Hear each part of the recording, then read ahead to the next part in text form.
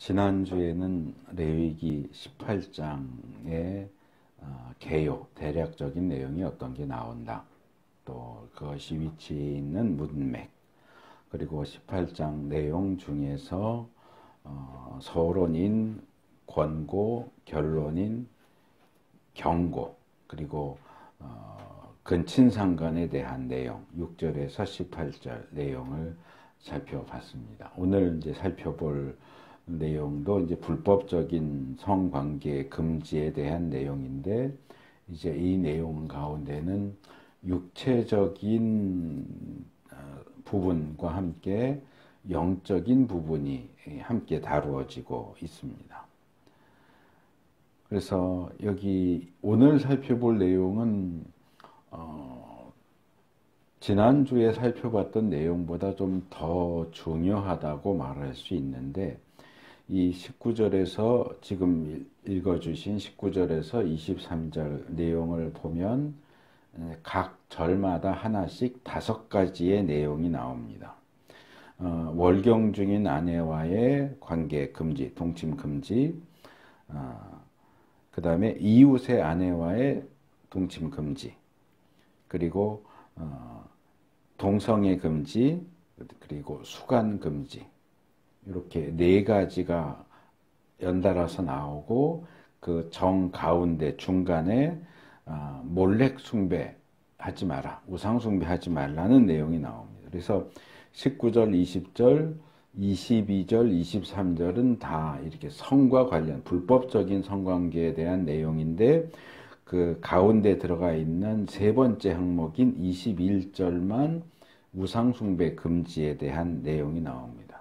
그래서 제가 여러 차례 이 말씀을 드렸지만, 이 본문의 구조를 보면 비슷한 것이 이제 앞에 뒤에 짝을 이루고 이런 식으로 가면서 가운데 다른 게 이렇게 나오면 가운데 부분에 나오는 것이 강조되는 부분이다, 이렇게 말씀을 드렸어요. 그래서 월경 중인 아내와의 동침 금지, 이웃의 아내와의 동침 금지, 그 다음에 동성애 금지, 수간 금지가 나오고, 중간에 조금 엉뚱해 보이지만 몰렉 숭배 금지가 나오는 것은, 요 구조는 몰렉 숭배 금지가 강조되고 있는 구조예요. 그래서 그렇게 놓고 본다면 앞에 나오는 2가지와 뒤에 나오는 2가지도 사실은 어떤 의미에서는 영적인 간음, 우상숭배는 영적인 간음이라고 그랬죠. 그래서 육체적인 간음에 대한 내용과 영적인 간음에 대한 내용이 항상 같이 간다 그랬는데, 근친상간은 누가 봐도 이거는 육체적인 간음이죠. 그리고 지금 나오는 월경 중인 아내, 이웃의 아내, 동성애, 수간, 이거 다 육체를 가지고 범하는 불법적인 성관계입니다. 육체적인 간음이라고 말할 수 있어요. 근데 이제 몰렉 숭배는 영적인 간음이죠. 근데 왜 육체적인 간음을 이야기하는 내용 정중앙에 영적인 간음을 얘기하는 몰렉 숭배 내용이 나오느냐? 뒤집으면 이 단락의 핵심은 영적 간음이고, 그렇다면 뒤집어서 그 앞에 나오는 2개, 뒤에 나오는 2개도 역시 영적 간음이라는 측면에서 이해하는 것이 가능하다, 그렇게 읽어야 된다고 본문이 우리에게 제시해 주고 있는 것이 아니겠느냐 하는 생각을 할 수 있습니다. 뒤에서 조금 더 말씀을 드릴 거고, 그래서 먼저 이 단락의 핵심이 되는 몰렉 숭배에 대한 걸 먼저 21절 말씀을 드리고, 그 다음에 이제 거기에 비추어서 19절, 20절, 22절, 23절 내용을 말씀을 드리도록 하겠습니다. 여기 몰렉이라고 나오는데, 이제 성경에는 몰렉이라고 나오는 경우도 있고 몰록이라고 나오는 데도 있어요. 같은 신인데 조금 발음을 다르게 읽는 겁니다. 몰렉, 몰록. 그리고 이 몰렉은 암몬 족속이 믿는 신 이름이에요. 암몬 족속이 믿는 신은 몰렉 또는 몰록 이렇게 부르고, 다른 신이 믿는 다른 암몬 족속인지 모압 족속인지 정확히 기억은 안 나는데 성경에 또 다른 우상 중에 그모스라고 나오는 신도 있어요. 그모스 신도 있고 밀곰 신도 있는데 요 네 개의 이름이 다 같은 신을 가리키는 다른 이름으로 알려져 있어요. 몰렉, 몰록, 밀곰, 그모스. 요게 다. 그러니까 좀 민족에 따라서 부르는 이름은 조금 다르지만 사실은 다 같은 그 어떤 생김새나 이런 것들을 고고학적인 연구에 의하면 생김새라든가 섬기는 방식이나 이런 것들이 거의 똑같아 보이기 때문에 같은 신을 다르게 부르는 것이다. 그래서 우리가 가나안 사람들이 믿는 신 하면 가장 대표적인 게 바알 신이죠. 이제 바알 신이 있는데 이거는 이제 바알 신하고는 또 다른 종류의 신이에요. 그래서 이 몰렉을 섬기는 방식은 어떤 것이냐? 몰렉에게 자기의 자녀를 불살라 드리는 방식으로. 그러니까 인신제사. 바알 숭배는 인신제사는 없는데 이 몰렉 숭배는 인신제사를 하는 방식으로 몰렉을 섬기게 됩니다. 그래서 이 레위기 18장, 20장, 신명기 18장 이런 곳에 보면 이 몰렉 숭배에 대한 내용, 자녀를 바친다 하는 내용이 나오고 또 몰렉 이름은 나오지 않아도 자녀를 불살라서 바친다. 인신제사 이런 내용들이 구약에 종종 나옵니다. 제가 예전에 기독교 관련 회사에 근무하면서 이 트레저리 of the Scripture Knowledge 해갖고 이제 TSK라고 하는 이제 어떤 사전 같은 거예요. 성경과 관련된 사전을 이제 일부분을 번역하는 작업을 했었는데 레위기 20장에 이제 레빈스라고는 하는 학자가 이 몰렉에 대해서 설명해 놓은 게 있는데 제가 여지까지 본 설명 중에는 이 설명이 제일 잘 돼 있어서 그 내용을 좀 소개를 하려고 합니다. TSK 레위기 20장 부분에 이 몰렉을 이렇게 설명하라고 있어요. 이 신상은 청동으로 만들어진, 그러니까 신상을 쇠로 만들었어요. 청동으로 만들어졌고 소의 머리에 인간의 몸을 한 몰렉이 왕자의 의자에 앉아 있는 모습으로 되어 있다. 그러니까 머리는 소고 지난번에 우리가 그 들판에 사는 순염소 귀신 그림 봤잖아요. 뭐 얼굴이 수염소 얼굴인. 근데 이제 이거는 얼굴이 소 얼굴이에요. 얼굴은 소고 머리는 소고 몸은 인간이에요. 이 신상의 팔은 제물이 된 아이들을 안는 듯한 모습으로 뻗어 있다. 한편 이 신상의 속은 비어 있어서 그 안쪽에서 불을 피울 수 있게 되어 있다. 신상의 팔에 놓인 아이들은 신상이 달구어지면서 고통 가운데 타 죽게 된다. 그래서 제가 사진, 그림 2개, 이건 상상도예요. 몰렉에 대한 설명이나 이런 걸 보면서 상상해서 그린 그림. 첫 번째 그림이 몰렉 해갖고 찾으시면 아마 제일 많이 나오는 그림일 거예요. 여기 보시면 이제 좀 옆에서 찍은 것처럼 돼 있는데 이 의자에 앉아 있고 손을 이렇게 뻗고 있죠. 아이를 받을 것처럼 하고 그 앞에 사람이 아이를 거기다 이렇게 안겨주는 것처럼 서 있고 머리는 소 모양이고 이 의자 밑에 있는 부분에 이렇게 불이 타고 있는 장면이 나오죠. 근데 이제 이 그림만 보면 모르는데 이제 이게 쇠로 돼 있다. 청동으로 돼 있다. 그러니까 이게 자체가 어떤 철판구이 하는 것처럼 그렇게 되는 거죠. 그리고 이제 두 번째 그림은 이거는 조금 더 조잡스러워 보이기는 하는데 이거는 이 종교개혁 당시에 만들어진 그림입니다. 종교개혁 당시에 스트라스부르크의 판화가인 이스나, 그림 밑에 조그맣게 글씨가 있는데 확대시켜 보면 그 설명이에요. 이스나르드라는 사람이 만들었고 루터가 번역한 독일어 성경에 사파로 들어가 있는 그림이에요.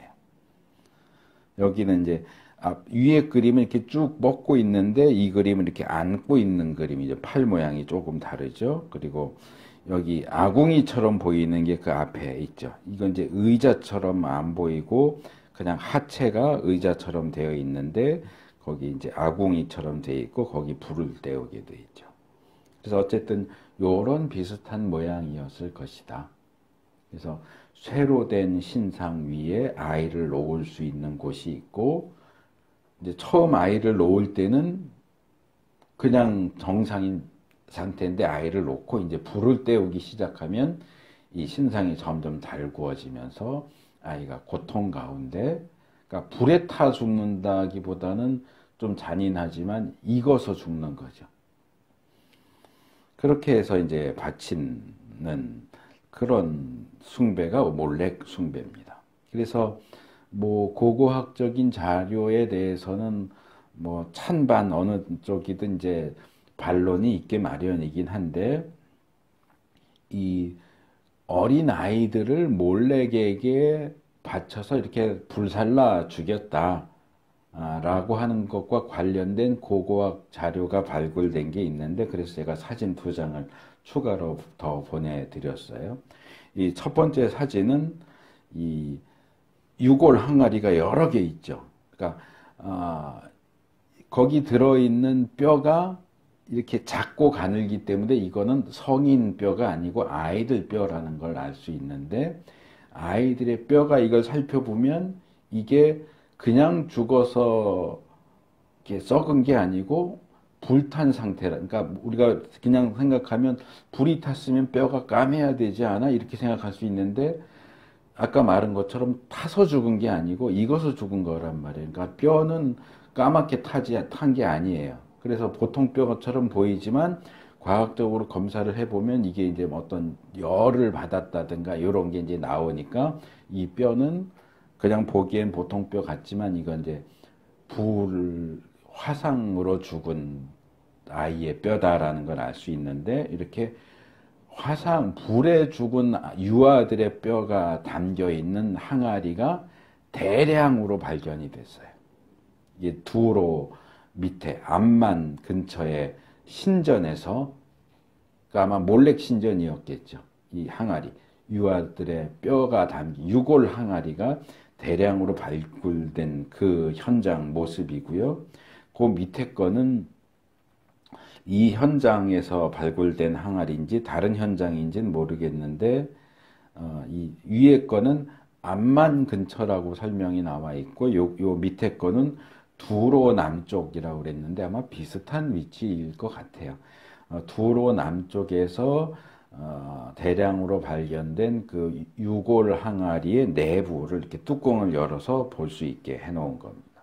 그래서 이런 걸로 놓고 볼 때 이게 왜 이렇게 대량으로 나오느냐 하는 얘기는 이게 지속적으로 어린 아이를 바쳐서 태워드리는 이 몰렉 숭배가 지속적으로 그리고 대량으로 행해졌다 하는 증거다. 뭐 다른 증거다라고 반대하는 사람들도 있지만 일단 이런 고고학적인 자료들을 보면 그 당시에 몰렉 숭배가 꽤 성행했었겠다라는 것을 생각을 할 수가 있죠.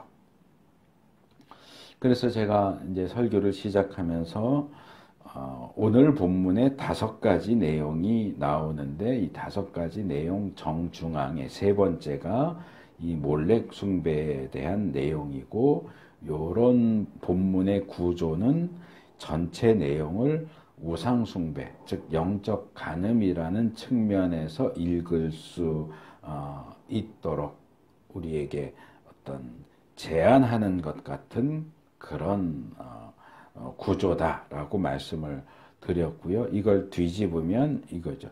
왜 불법적인 성관계에 대한 내용을 하는 중간에 우상숭배에 대한 내용이 들어가 있느냐. 이게 무슨 관계가 있길래 그러니까 엉뚱한 얘기를 하는 것 같잖아요. 불법적인 성관계라고 하는 일관된 주제를 이야기하다가 갑자기 불법적인 성관계와 전혀 관계없어 보이는 몰래숭배에 대한 이야기를 중간에 쑥 끼워 넣었단 말이에요.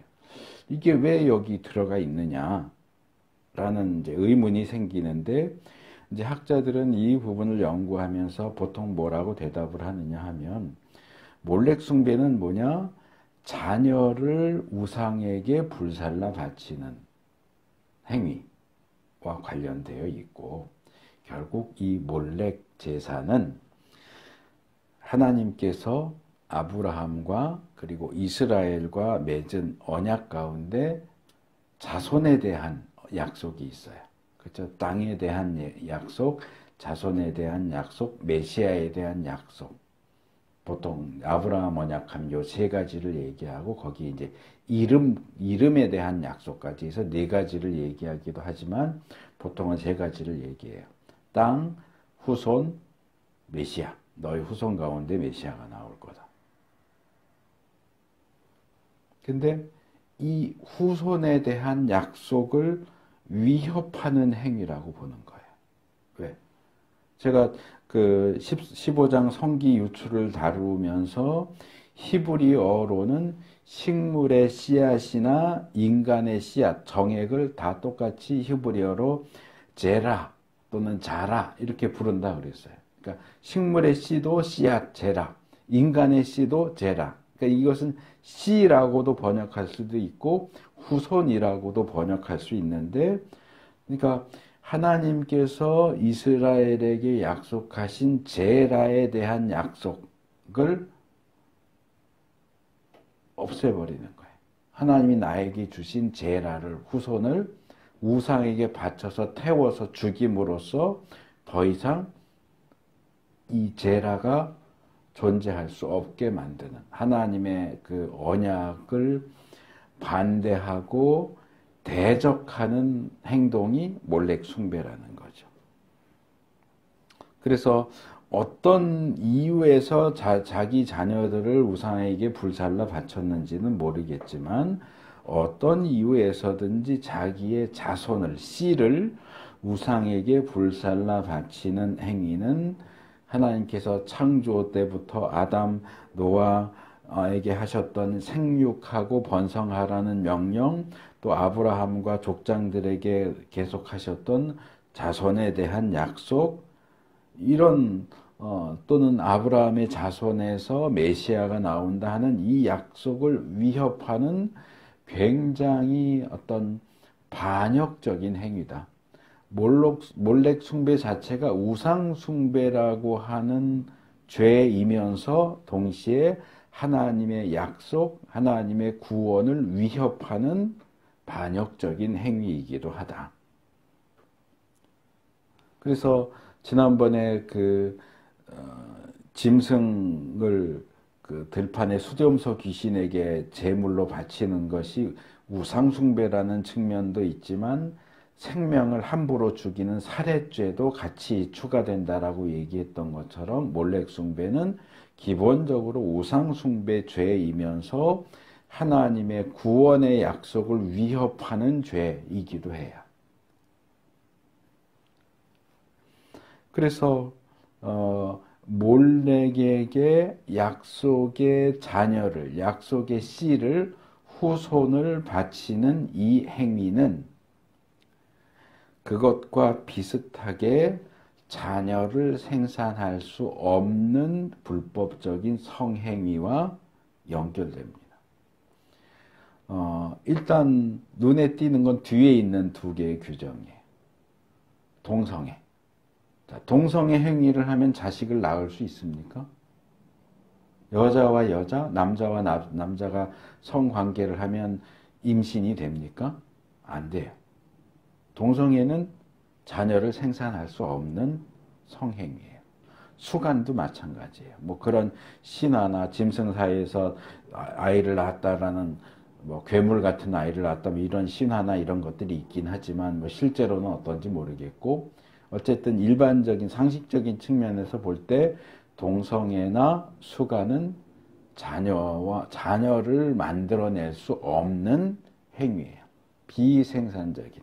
원래 이 성이 가지고 있는 확실한 결과, 남편과 아내와의 성관계를 통해서 자녀가 잉태하고 출산하는 이 일이 불가능한 성관계. 그래서 불법적인 성관계인 거고요. 그러면 그 앞에 나오는 월경 중인 아내와의 성관계, 그리고 이웃의 아내와의 성관계는 불법적이긴 하지만 그 경우는 잉태도 되고 출산도 하고 다 되는 거 아니야? 라고 생각할 수 있는데 이 경우에는 임신은 가능할 수 있지만 거기서 태어난 아이가 적법한 합법적인 자녀로 인정받기가 힘들어. 이웃의 아내와 사이에서 또는 이웃의 남편과의 사이에서 낳은 아이는 정상적인 부부 사이에서 낳은 자녀하고 같을 수가 없죠. 그러니까 적자가 아니죠. 서자 내지는 뭐 이렇게 되는 거죠. 그리고 월경 중인 아내의 경우는 조금 더 다를 수도 있지만 아까 근친상간, 지난주에 우리가 살펴본 18장 근친상간이나 이제 우리가 다음에 살펴볼 20장에 나오는 근친상간, 대표적으로 레위기 20장 21절 같은 경우 보면 이렇게 돼 있어요. 형수나 제수를 데리고 살면 이것 또한 역겨운 짓이다. 자기 형제의 몸을 부끄럽게 한 것이므로 그들 역시 자손을 보지 못할 것이다. 그러니까 이스라엘 안에는 형사 취수제가 있어요. 형이 결혼했는데 자식이 없이 죽으면 동생이 형수와 결혼해서 아이를 낳은 첫째 아이를 형의 아들로 해갖고 대를 잇게 하고 둘째 아들부터 자기 아들로 하는. 그래서 형수하고 결혼하는 경우가 있지만 이거는 형이 자식이 없이 죽었을 때만 해당되는 거고 여기서 얘기하는 건 그 경우가 아니고 이건 이제 간음이죠. 형이 버젓이 있는데 형수하고 살거나 동생이 살아있는데 제수씨하고 살거나. 그래서 신약에도 보면 세례 요한이 헤롯에 대해서 비판했던 것 가운데 하나가 그거잖아요. 제수씨하고 사니까 그거 잘못된 거라고 비판해서 미움받아서 죽잖아요. 그럴 경우에 성경은 뭐라고 저주라고 할 수 있는 저주 같은 내용을 이야기하느냐면 그런 두 사람 사이에는 자녀가 잉태되지 않을 것이다. 그러니까 이웃의 아내 또는 이웃의 남편과의 관계 속에서도 얼마든지 자녀가 잉태되고 출산하고 하는 일들이 많이 있기는 하지만 성경은 그런 불법적인 성관계에 대해서는 자녀가 태어나지 않는 것을 형벌로, 저주로 선언하고 있어요. 그러니까 모든 경우에 그런 불법적인 성관계에서는 자녀가 태어나지 않아. 이건 아니에요. 현실적으로는 자녀가 태어나기도 하지만 그 자녀는 적법한 어떤 후계자가 될 수 없는, 가문을 이을 수 있는 적법한 자격을 가지지 못하는 사람이 되는 거고, 그리고 또 성경적으로 보면 자녀를 생산할 수 없는, 그러니까 동성애나 수간하고 비슷한 위치에 가게 되는 거죠. 그래서 그렇게 놓고 보면 여기에 오늘 본문에 나오는 5개 내용은 다 자녀가 없다, 자녀가 없어진다, 자녀를 없앤다, 이런 측면에서 공통점을 가지고 있다는 거죠. 그래서 겉으로 보기에는 4개는 불법적인 성관계고 몰렉 숭배는 전혀 엉뚱한 내용 같지만 이 자녀라고 하는 측면, 자녀가 없다라고 하는 측면에서 공통점을 가지고 함께 다루어지고 있다라고 하는 겁니다. 요 주제가 나온 김에 살짝 곁길로 살짝 나가서 추가로 말씀을 드리고 싶은 게 하나 있는데, 숭실대에서 가르쳤던 정일권 교수라고 하는 분이 있어요. 이분이 이제 르네 지라르라고 하는 어떤 학자 사상을 우리나라에 소개하는데 큰 역할을 한 분이기도 한데, 이분이 이제 저하고 페이스북 직접 아는 건 아니고 페이스북 이제 친구로 연결돼 있는데, 이분이 SNS에서 요즘 무슨 활동을 열심히 하느냐 하면 동성애, 소아성애, 그러니까 어린 아이들과 성관계를 하는 이런 것들, 이게 이제 독일에서 1968년도에 녹색당, 우리나라 뭐 무슨 당, 정치당 있잖아요, 당들. 갑자기 생각이 안, 뭐 민주당, 뭐 국힘당 이런 것처럼 독일에는 이제 녹색당이라고 하는 게 있는데, 이 녹색당을 중심으로 해서 그러니까 성평등,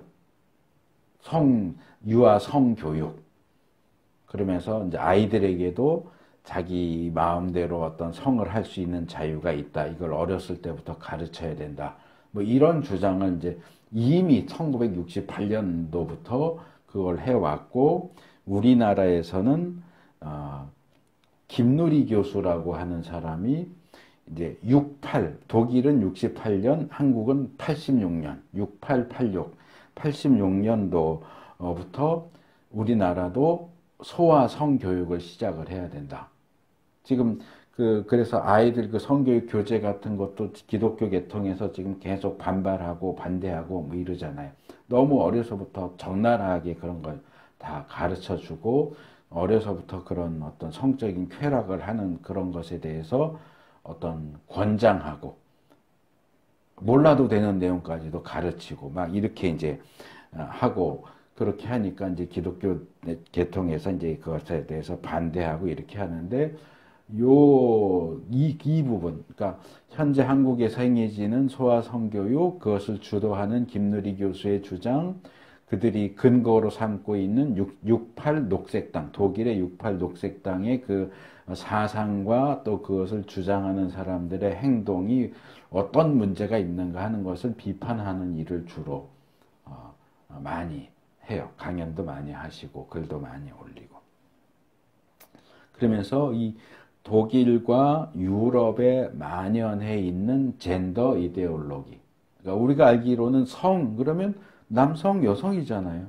근데 요즘 성평등 뭐 얘기하는 사람은 남성도 있고 여성도 아니고 여성도 있고, 그거 말고도 남자로 태어났는데 나는 여자야 그러면은 그 사람도 여자고, 여자로 태어났는데 나는 여자야 그렇게 주장하면 또 남자야 주장하면 또 남자라고 해야 되고, 화장실도 남성용 여성용 뭐 성중립 뭐 이렇게 해갖고 뭐 그렇게 만드는 그런 움직임도 있고, 이렇게 하는 것들이 얼마나 위험한 주장이냐 하는 것을 계속해서 지적하는 일을 하고 있어요. 관심이 있으시면 한번 유튜브에도 영상이 꽤 올라와 있고, 뭐 인터넷에 찾아보시면 정일권 교수라고 하면 강의도 많이 하시더라고요. 그래서 더 자세한 얘기는 뭐 소개하기가 그런데, 어쨌든 제가 이 몰렉 숭배에 대한 내용을 이제 설교를 준비하면서 이분이 떠올랐어요.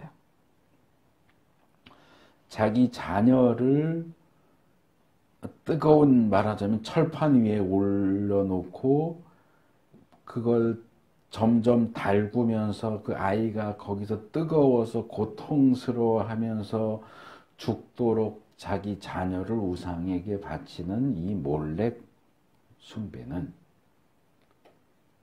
오늘날 한국 사회, 그리고 세계에도 마찬가지고, 한국 사회에 뭐 유아 성교육, 뭐 동성애 찬성, 이런 움직임이 결국 우리의 자녀들을 몰록에게 바치는 행위하고 다를 바가 없다.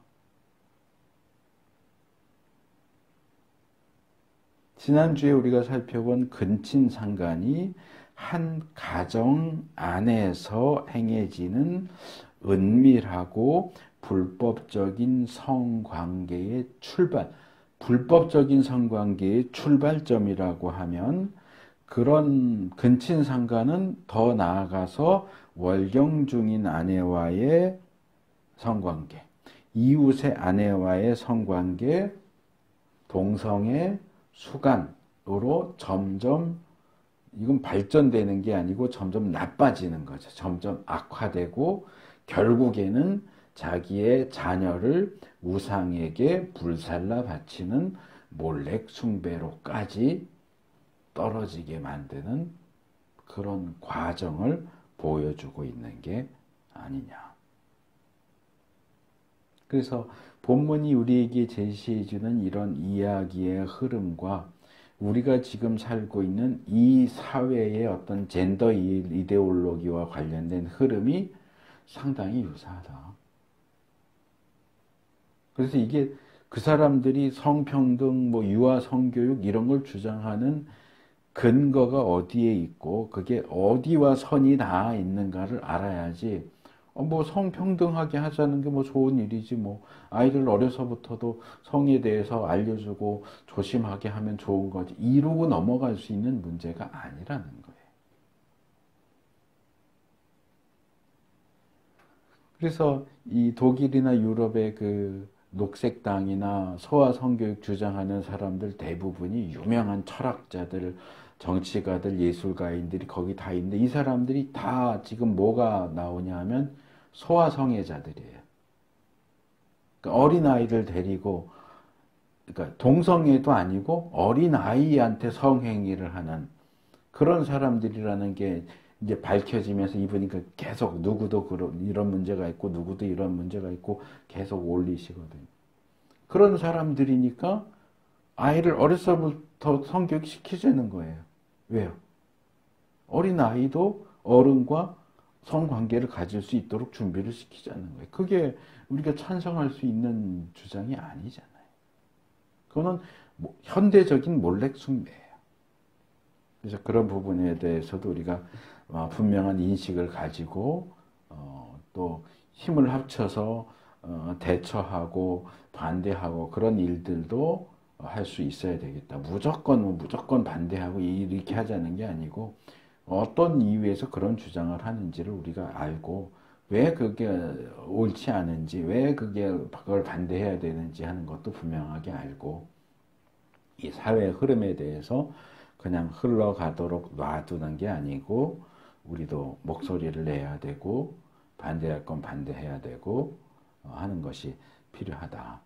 그래서 이 몰렉 숭배가 기본적으로 어떤 행위고 어떤 개념을 내포하고 있는지를 말씀을 드렸고 이제 거기에 근거해서 이제 다른 네 가지 내용을 말씀을 드리겠습니다. 19절은 월경 중인 아내와 동침하면 안 된다라고 얘기를 합니다. 이미 우리는 레위기 15장 24절에서 비슷한 내용을 살펴봤습니다.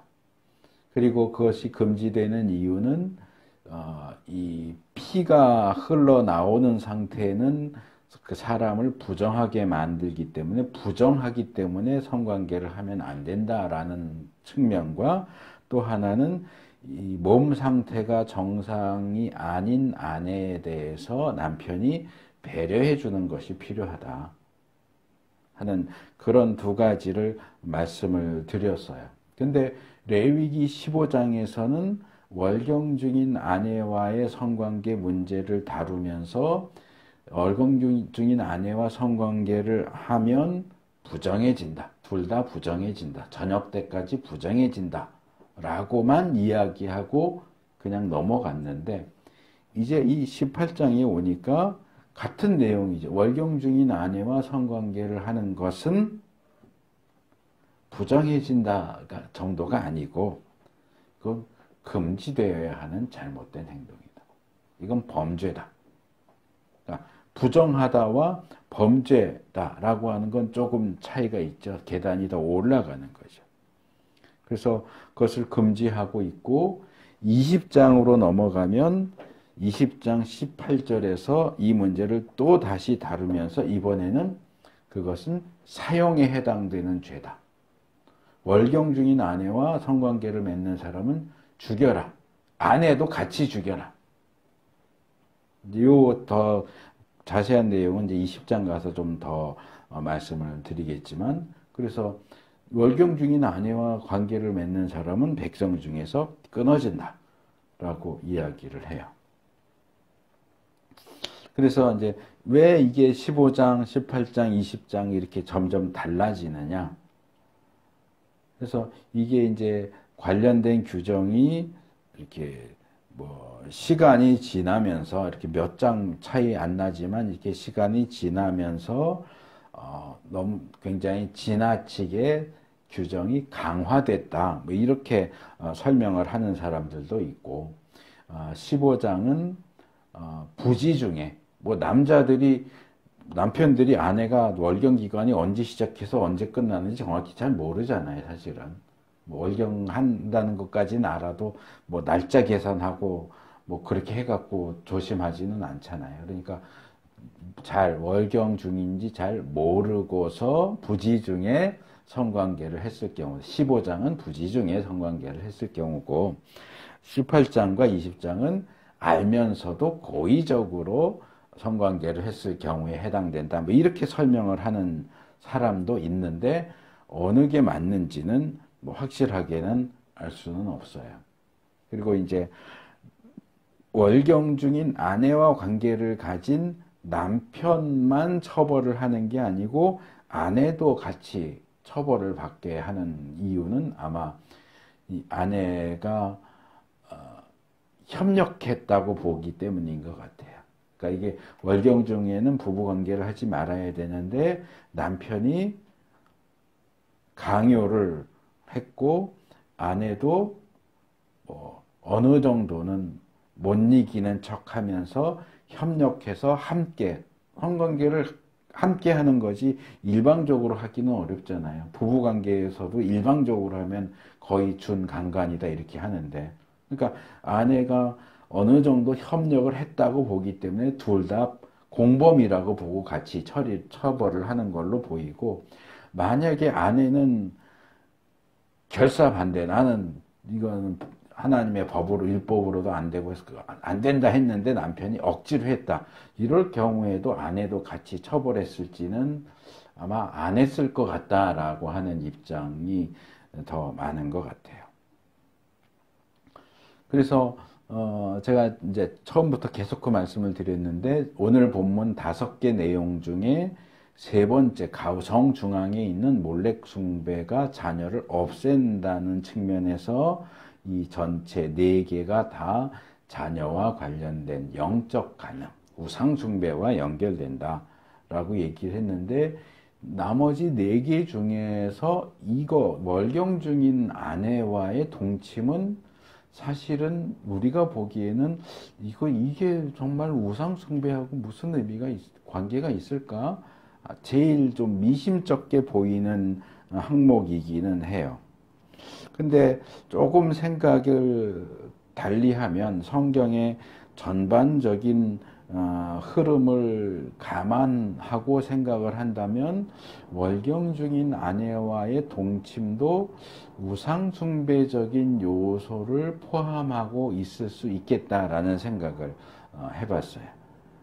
이렇게 설명하는 내용은 제가 뭐 많이 찾아보진 않았지만 별로 본 적이 없기는 한데, 제가 몇 차례 말씀드렸지만 야곱 이야기를 하는 중에 야곱이 세겜에서 베델로 올라가는 차에 가족들에게 이렇게 얘기하죠. 너희들 가운데 이방 신상을 버리고 옷을 갈아입고 우상숭배적인 거 버리고 베델로 가자라고 하는데, 창세기 35장에 거기서 버리는 것 중에 귀고리가 같이 있단 말이에요. 그럼 우상숭배적인 것을 버리자고 했는데 왜 귀고리가 나오느냐? 그래서 이 고대에는 귀고리가 우상숭배와 관련이 있는 물건이다.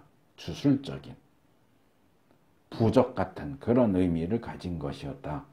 그래서 뭐 지금 귀걸이 하면 안 된다 그 얘기는 아니에요. 근데 원래 유래가 그런 측면이 있어서 우리가 지금 누가 귀걸이 보면서 이거 우상숭배자들만 하는 거야 이렇게 생각하겠어요. 그냥 장신구잖아요. 지금은 장신구인데 원래 시작될 때는 우상숭배적인 주술적인 것으로 시작되었을 수 있다.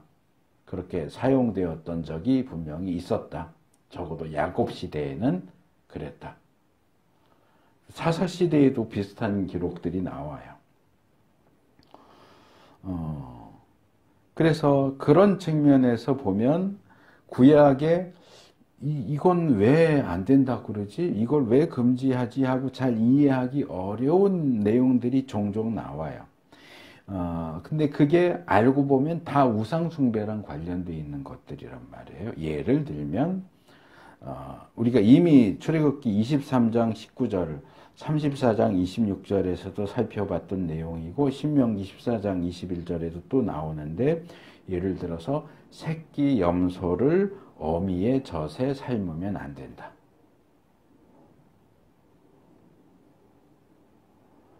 모르겠어요. 이 가나안 이쪽 지역 사람들은 요리할 때 그렇게 했는지도 몰라요. 그러니까 어미의 젖을 모아서 새끼 염소를 먹기 요리하면서 그 새끼 염소의 고기를 어미 젖을 끓이는 거기다 넣고 삶으면 뭐 더 맛이 있는지 어떤지. 뭐 우리나라 요리도 뭐 이건 아니지만 비슷한 게 있잖아요. 뭐 육수 같은 거 낼 때 비슷한 종류를 해가지고 뭐 끓이면 더 맛있다. 뭐 이런 것들이 있잖아요. 근데 이게 과연 요리 방법에 대한 얘기겠느냐. 또 이제 제가 가끔 예를 드는 건데 신명기 22장 5절에 남자와 여자가 남자는 여자의 옷을 입지 말고 여자는 남자의 옷을 입지 마라. 그러면 뭐 남자는 치마 입지 마라. 이건 당연한 얘기인데 그럼 여자는 그럼 바지 입지 마라. 이 얘기냐? 이게 왜 금지되느냐? 근데 이게 알고 보면 다 우상 숭배랑 관련이 있어요. 그래서 우리가 성경을 읽으면서 이건 왜 안 된다고 그러지 하는 것들 중에 다수가 우상 숭배하고 관련이 있다는 거죠. 그래서 이 가나안의 우상 숭배 의식은 대부분 뭐냐 하면 풍요 의식이에요. 그러니까 이들이 농사를 짓고 사니까 올해 농사 풍년되게 해주세요 하면서 바알도 섬기고 다른 우상도 섬기고 우상 숭배 의식. 그러니까 새끼 염소를 어미의 젖에다 삶는 것도 풍요 의식이에요. 그러니까 새끼 많이 낳게 해주세요. 뭐 이런 의미가 있는 거예요. 그렇기 때문에 하나님께서 굳이 월경 중인 아내와는 동침을 하지 말아라 라고 금지하셨는데도 불구하고 굳이 월경 중인 아내와 동침을 하는 그 행위에는 뭔가 우상숭배적이고 풍요제의적인, 뭐 예를 들면 가나안 사람들은 뭐 월경 중인 아내와 동침을 하면 임신이 잘 된다, 이런 뭐 생각이 있었을 수도 있겠다라는 생각이 들어요. 그래서 성경이 그 이유를 명확히 밝히고 있지 않기 때문에 이겁니다 라고 딱 잘라서 말하기는 어렵죠. 이건 제가 이제 추측을 하는 거예요. 그래서 이런저런 것들에 비추어 볼 때 이 월경 중인 아내와의 동침 부분도 어떤 우상숭배적인 측면을 가지고 있을 수 있겠다. 두 번째는 이제 이웃의 아내와의 동침 금지죠. 뭐 이거는 이게 지금 고대의 문서고 가부장적인 사회의 문서이기 때문에 여기서 너라고 할 때는 항상 성인 남자를 가리켜요. 그렇다고 해서 그러니까 성인 남자니까 성인 남자를 기준으로 해서 아버지, 어머니, 아내의 뭐 장모, 처제, 형수 이렇게 얘기가 나오는 거예요. 왜? 성인 남자가 기준이니까. 그러면은 성인 여자는 이 문제하고 관계가 없느냐? 너는 이웃의 아내를 탐하지 말아라. 그러면 여자가 이웃의 남편을 탐하는 건 괜찮은 건가요? 그건 아니에요. 그냥 기준이 성인 남자이기 때문에 그렇게 얘기가 나오는 거지. 이건 얼마든지 이렇게 바꿔서 볼 수 있는 거예요. 그래서 이웃의 아내와의 동침 마찬가지로 이웃의 남편과의 동침도 마찬가지로 금지되는 거죠. 어머니, 딸, 이웃의 아내 이런 것들은 다 남자를 중심으로 하고 있기 때문에 그렇게 표현을 하는 것이고, 여성을 기준으로 하면 아버지, 아들, 이웃의 남편 이렇게 얼마든지 바꿔서 읽을 수 있는 겁니다. 이 내용은 사실은 시간과 공간을 초월해서 어느 시대에서든지 어느 사회에서든지 보편적으로 금지되고 있는 부분이죠. 근데 이런 하나님의 금지에도 불구하고 인류의 보편적인 상식선에서도 이거는 잘못된 거야. 이건 폐륜이야. 터부시되는 그런 내용들은 어떤 하나님에 대한 반역이다. 육체적인 간음인과 동시에 영적인 간음이다. 이렇게 이해할 수 있겠죠. 뭐 이 부분은 자세하게 얘기할 필요가 없으니까 넘어가고요. 동성애도 마찬가지입니다. 요즘도 그렇고 이제 이 현대 사회에 들어와서 동성애 이슈가 워낙 이렇게 민감하게 다루어지고 있기 때문에 뭐 할 말이 많을 것 같은데 사실은 성경적인 측면에서는 할 얘기가 거의 없어요. 왜? 너무 명확하거든요. 성경적인 측면에서는 이건 이러고 저러고 말할 것이 없이 너무나 확실한 문제예요. 동성애를 지지하는 사람들은 성경을 해석하면서도 이 고대 가나안 지역에서는 동성애에 대한 증거가 거의 나오지 않는다. 뭐 이런 식으로 주장을 하지만 실제로 구약학을 연구하면 가나안의 동성애 행위가 굉장히 만연해 있었다는 것을 알 수 있어요. 창세기 19장도 그렇고 사사기 19장도 그렇고 소돔 고모라도 그렇고 사사기 그 레위인의 첩 이야기도 마찬가지고요. 또 가나안과 메소포타미아뿐만 아니라 그리스나 로마에서도 동성애는 아주 성행했습니다. 그래서 이 동성애에 대해서 이 현대인들의 인식이 크게 변하고 있는 것은 사실이지만 성경은 늘 동성애에 대해서 동일한 입장을 취했어요. 구약도 그렇고 신약도 그렇고 동성애는 하나님이 엄격하게 금하시고 있는 범죄 행위다. 신약에서도 로마서 1장, 고린도전서 6장, 디모데전서 1장 이렇게 구절들이 변함없이 구약과 신약 모두 변함없이 동성애를 정죄합니다. 그래서 동성애는 이 문화나 이 시대적인 상황에 따라서 다르게 해석할 수 있는 그런 여지가 있는 문제가 아니라 음행, 우상숭배, 간음 이런 것들과 동일한 범주에 들어가 있는 항구적인 불변하는 불법적인 성행위가 맞아요. 그리고 그것이 또한 하나님의 창조 질서를 깨트리는 행위이기 때문에 또 불법적인 것이고요. 뭐 역겨운 것이다 또는 문란하다. 이제 뒤에서 이 수간 얘기하면서 문란하다를 제가 이제 설명을 시켜드릴 건데 설명을 할 건데 이 창조 질서에 대한 얘기 조금 뒤에 바로 말씀드릴 거예요. 이제 5번째 항목이 이제 수간 금지입니다. 동물과의 성관계인 수간은 시리아, 팔레스타인, 메소포타미아 지역에서 이 수간도 그렇고 동성애도 그렇게 행해졌다는 증거가 거의 없어. 동성애를 지지하는 사람들은 그렇게 주장을 해요. 근데 이것도 마찬가지고 고고학적인 자료를 보면 굉장히 자료가 많아요. 고대 가나안과 중동 지역에는 수간이 성행했습니다. 이집트, 가나안, 히타이트 자료에는 수간에 대한 기록이 남아 있습니다. 메소포타미아에서는 여자가 제사를 드리고 염소와 함께 밤을 보내면서 염소와 동침을 하는 그런 행위가 아예 종교 행위에 들어가 있어요. 히타이트 법, 그러니까 함무라비 법전 보통 그렇게 얘기하는 히타이트 법이 지금도 남아 있거든요. 그 법 조항을 보면 희한하게 이런 게 있어요. 200조, 히타이트 법 200조에는 말과 나귀와의 수간은 허용한다. 말이나 나귀와 성관계는 허용한다. 그런데 187조, 188조, 199조에는 양이나 소나 돼지나 개와의 수간은 금지된다. 이런 내용이 남아있어요. 왜 이런 내용이 남아있겠어요? 그 당시 사람들이 했다는 거예요.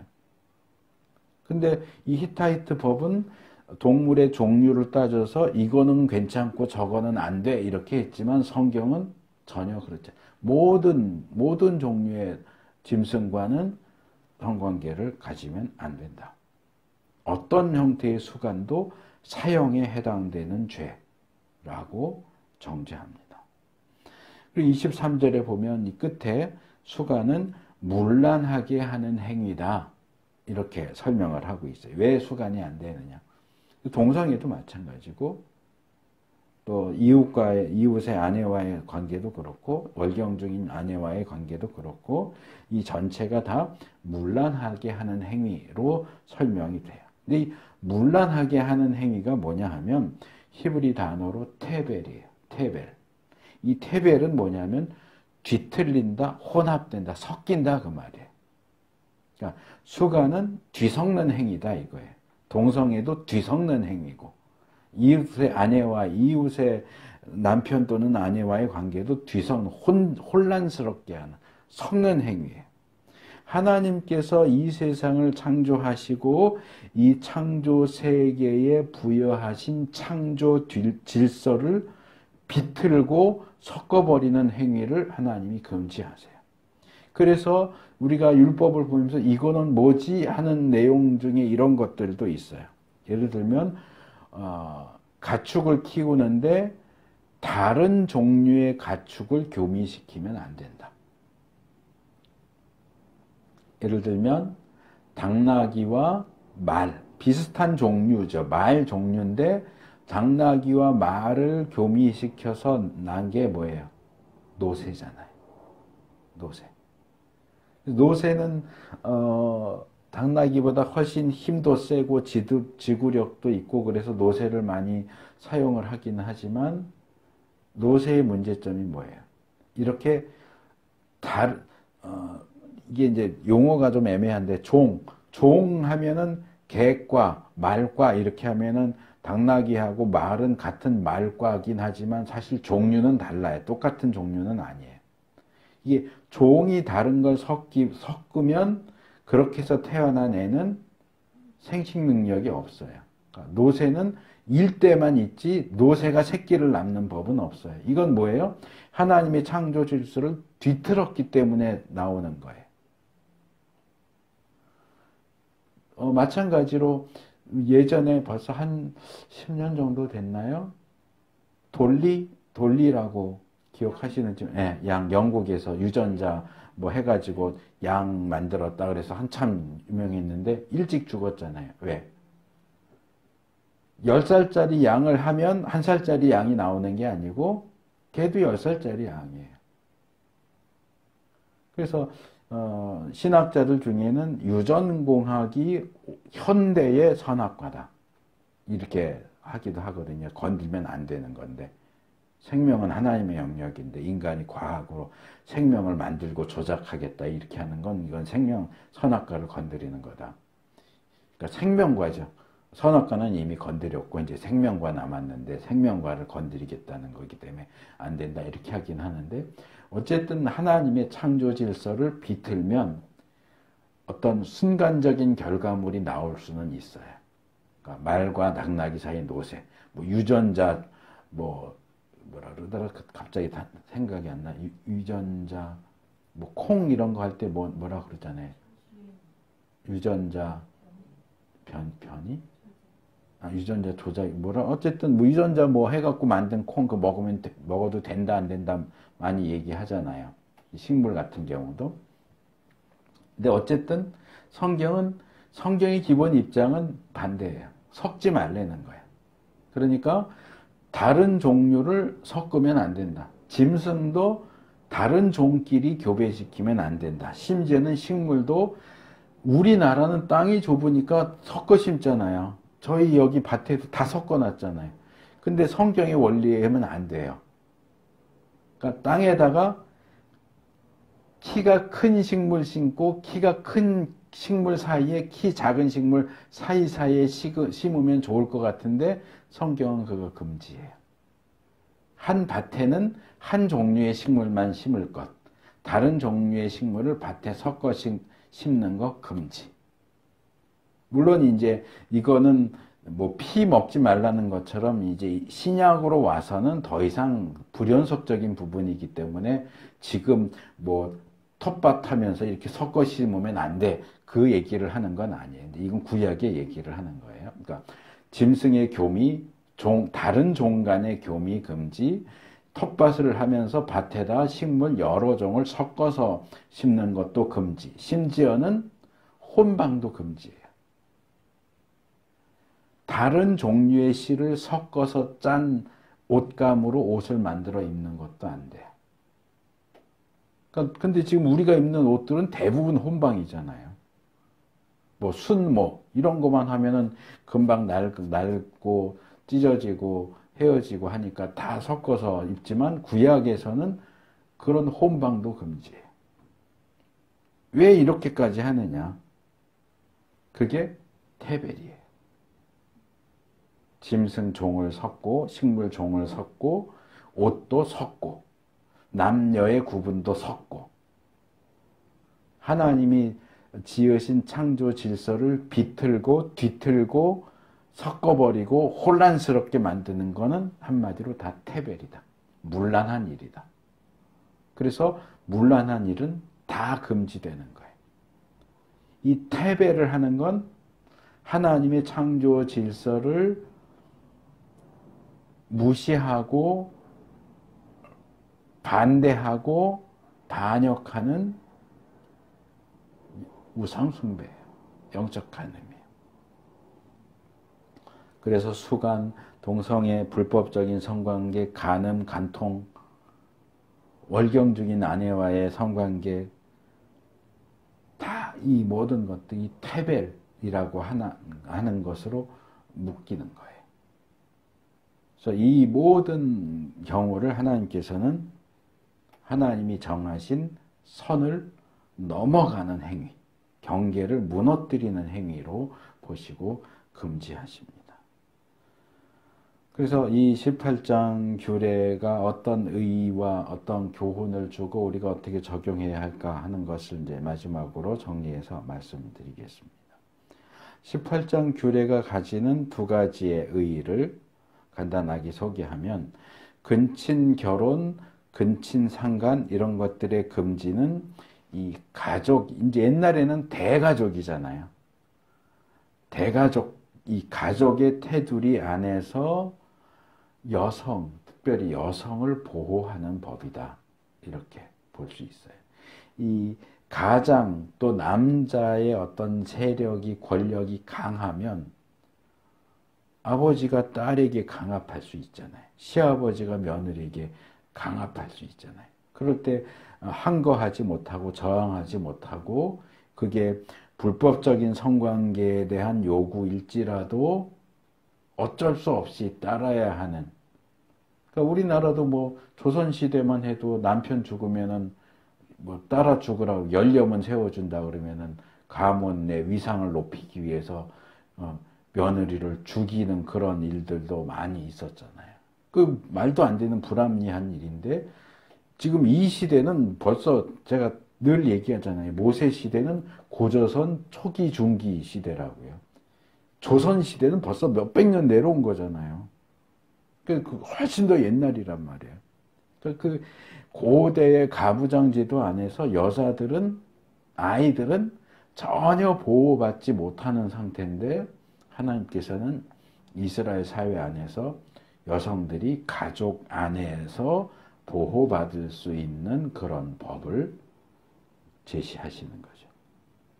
그래서 철저한 약자인 여성들이 성적인 부분이나 다른 부분에서 완전한 무방비 상태에서 당하는 그런 일들이 굉장히 흔했는데 뭐 오늘날 말하는 뭐 남녀 평등까지는 아니라고 할지라도 그 고대의 가부장 제도를 우리가 생각을 한다면 그 당시 비슷한 시대의 다른 민족과 문화에 비하면 굉장히 많이 발전된 법적 보호막을 치고 있는 것이다. 이렇게 이해할 수 있습니다. 그리고 이 법규는 전반적으로 성적인 순결을 강조합니다. 이집트나 가나안 원주민들은 이 성행위를 풍요를 위한 풍년, 가축들이 새끼를 많이 낳고 또는 농사 지은 것이 풍년이 되도록 하기 위한 풍요를 위한 의식으로 만들어서 그들의 종교 행위 자체가 성적인 것이 들어가 있고 음란해요. 그래서 어떤 신전에 가서 신전 창기와 성관계를 갖는 것, 아까 제가 소개한 새끼 염소를 어미젖에 잡는 것, 이런 것들을 통해서 목축에 있어서의 성공, 오늘날로 말하면 성공이죠. 사실은 성공을 위해서 하는 거예요. 다 목축에서의 성공, 농사에 있어서 성공, 장사에 있어서 성공, 그렇죠? 권력에 있어서의 성공, 어쨌든 성공을 위해서 우상을 섬긴 거예요.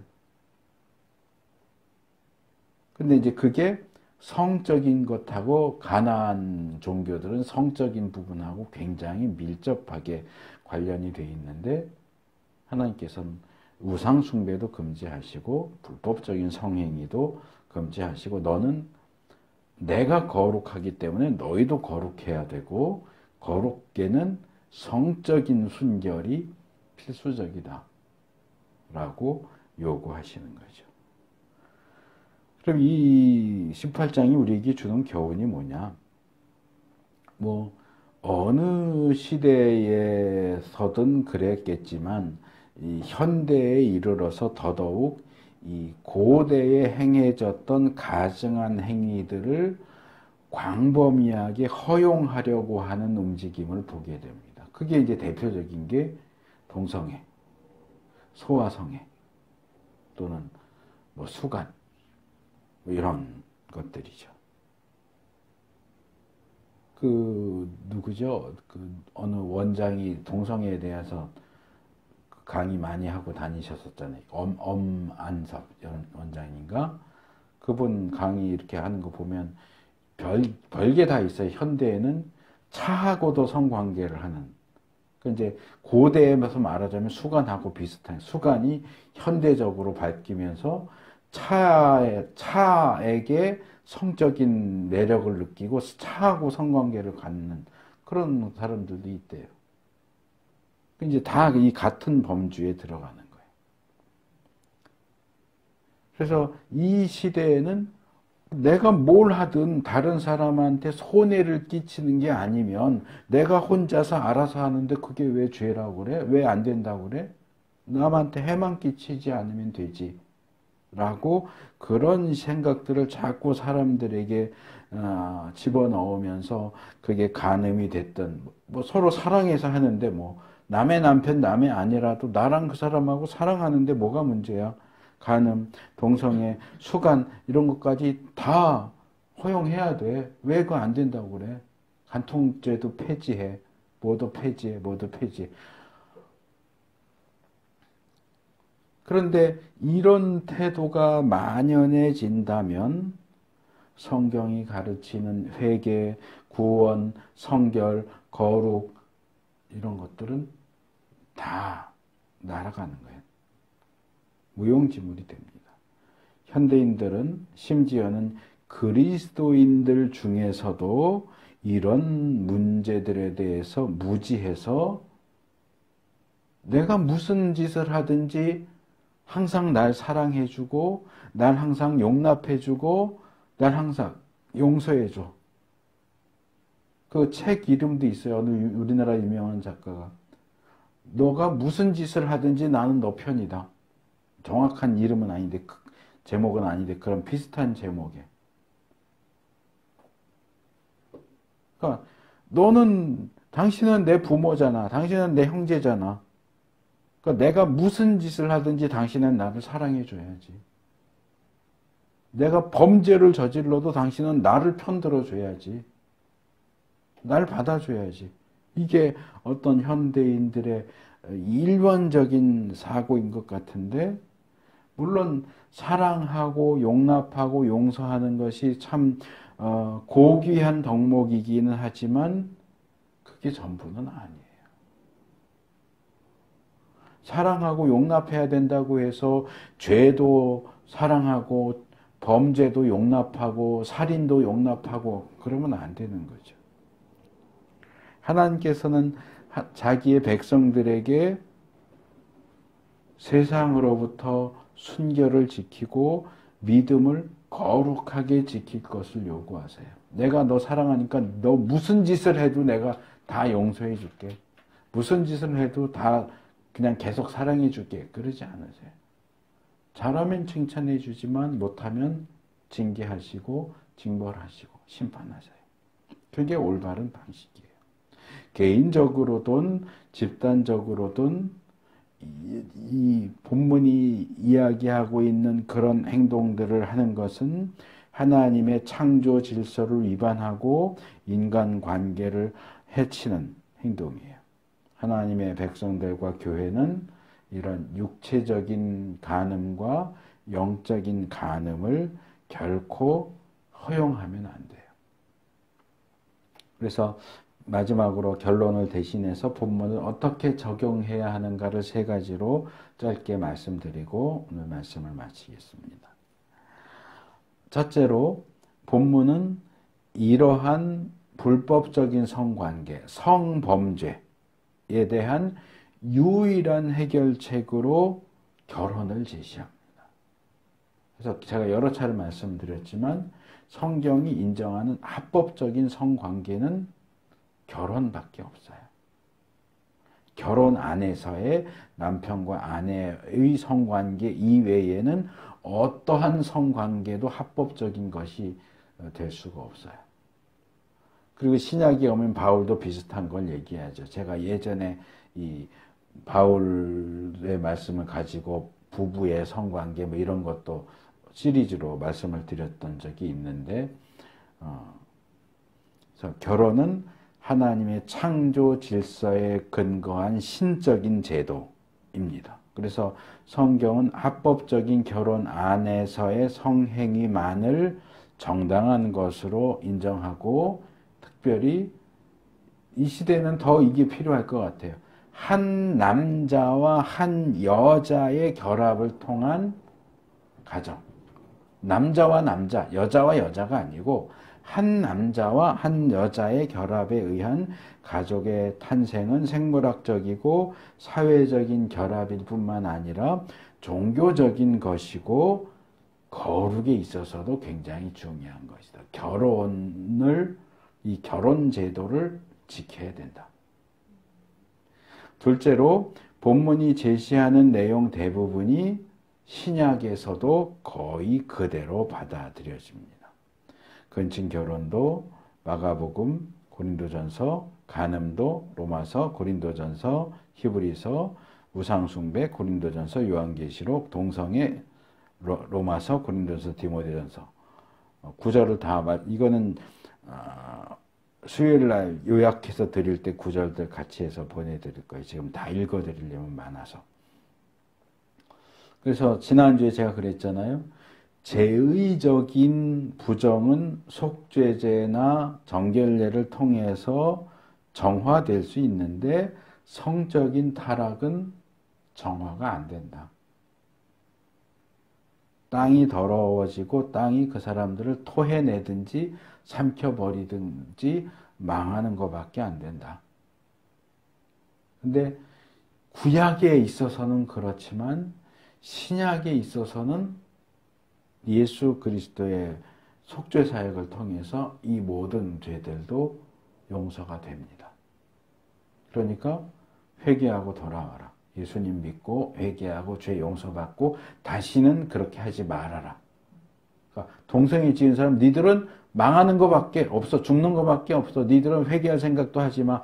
회개할 기회도 없어. 이렇게 하면 안 되고 동성애자도 회개하고 돌아온다면 용서받을 수 있어요. 구약에서는 불가능해요. 구약에서는 불가능하지만 신약으로 오면 예수 그리스도를 통해서 사함받는 것이 가능하다. 그래서 우리가 정죄만 할 것이 아니라 그들에게 회개의 기회를 주는 것이 신약 이후로는 가능하다. 세 번째, 본문은 결혼뿐만 아니라 가정의 중요성을, 특별히 가정을 보호해야 한다. 약자인 여자와 아이들 보호하는 것을 강조합니다. 레위기처럼 신약은 일부 일처제를 원칙으로 하는 가족관계를 유지할 것을 요구하고, 이 가족관계를 깨트리는 음욕을 멀리해라. 골로새서 3장 5절 멀리하라고 명령합니다. 성적인 정결은 인간의 가장 중요한 기초적인 욕구와 관련되기 때문에 또 가정을 유지하는 중요한 원칙이고, 하나님을 향한 이 거룩하고 경건한 삶에 있어서도 중요한 요소가 되기 때문에 우리가 성경이 가르치는 기본적인 성결과 거룩뿐만 아니라 특별히 이 성적인 성결과 거룩, 육체적인 성결과 거룩, 영적인 성결과 거룩을 지키기 위해서 노력하는 우리 모두가 될 수 있기를 축복합니다.